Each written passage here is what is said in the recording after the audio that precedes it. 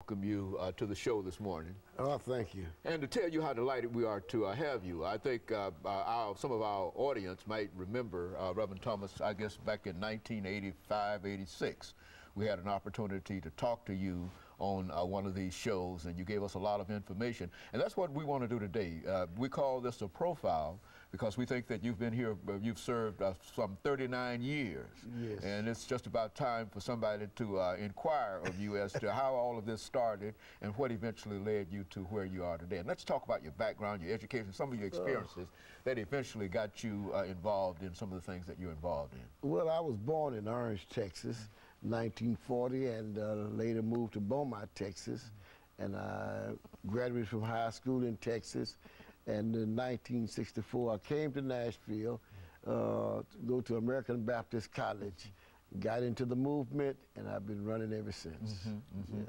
And so you've been really involved in it ever since. And you've been real concerned, Reverend Thomas, in reference to the least of these. You've really had a career in Nashville, Tennessee. And how did that become? Well, I've had good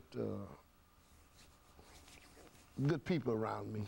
Dr. Kelly Mills Smith, Dogan Williams, Andrew White. Those people nurtured me, and I've always been grateful to God for those lives. And so what made you decide to, when you established Jefferson Street Baptist Church, how did that happen? I was called to Jefferson Street. When you became involved in Jefferson Street. I was called to Jefferson Street in 1971. Okay.